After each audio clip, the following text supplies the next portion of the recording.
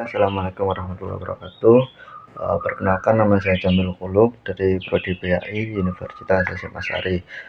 Pertama-tama yang saya hormati Kepala Rektor 1 Universitas Hasyim Asy'ari, Profesor Dr. Aris Supratno, dan tak lupa yang saya hormati Bapak Anifuddin selaku dosen pengampu mata kuliah pengembangan media. Di sini saya akan menjelaskan tentang pengertian media. Pengertian media adalah belajar adalah suatu proses yang kompleks yang terjadi pada diri setiap orang sepanjang hidupnya.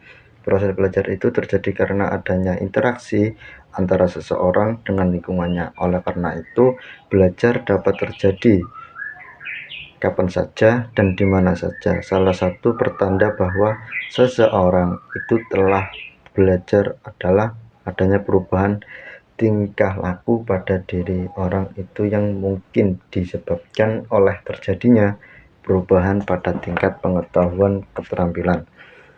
Apabila proses belajar itu diselenggarakan secara formal di sekolah-sekolah, tidak lain ini dimaksudkan untuk mengarahkan perubahan pada diri siswa secara formal di sekolah-sekolah. Tidak lain ini dimaksudkan untuk mengarahkan perubahan pada diri siswa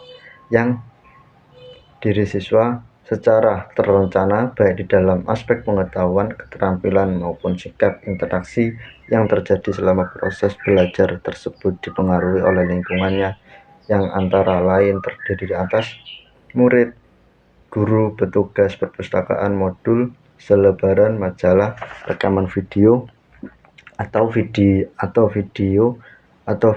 dan modul, dan berbagai sumber belajar dan fasilitas proyektor, overhead, perekam pita video, audio, dan video radio, televisi. Untuk pengertian media adalah media adalah perantara atau pengantar pesan dari pengirim kepada pencipta.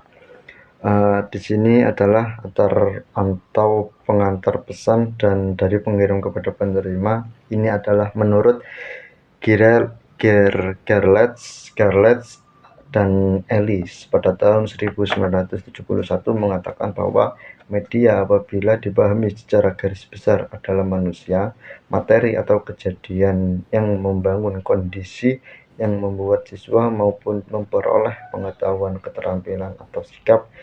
Dalam pengertian ini, guru, buku teks, dan lingkungan sekolah merupakan media. Secara lebih khusus, pengertian media dalam proses belajar mengajar cenderung diartikan sebagai alat-alat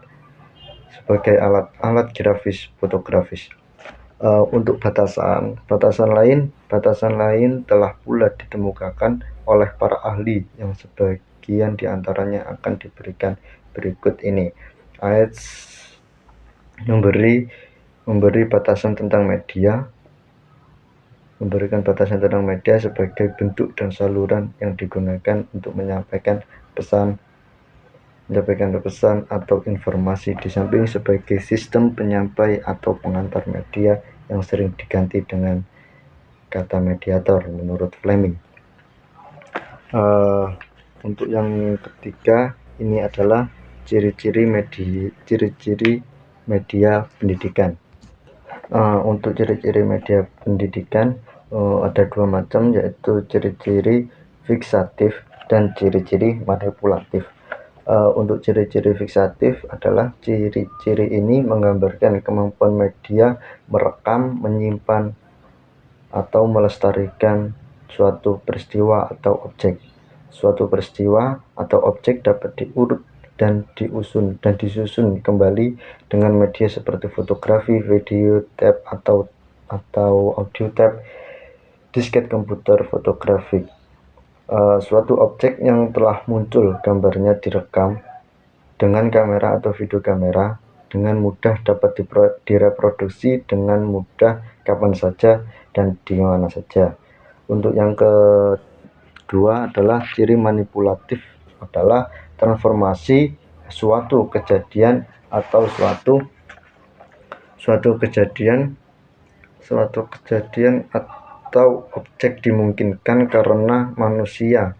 Media memiliki ciri manipulatif. Kejadian yang memakan waktu berhari-hari dapat disajikan kepada siswa dalam waktu 2 atau 3 menit dengan teknik pengambilan gambar, misalnya sebagaimana proses larva menjadi kepompong, kemudian menjadi kupu-kupu, dan dapat dipercepat dengan teknik rekaman fotografi tersebut.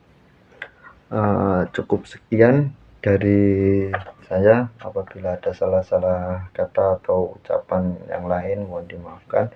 Wassalamualaikum warahmatullahi wabarakatuh.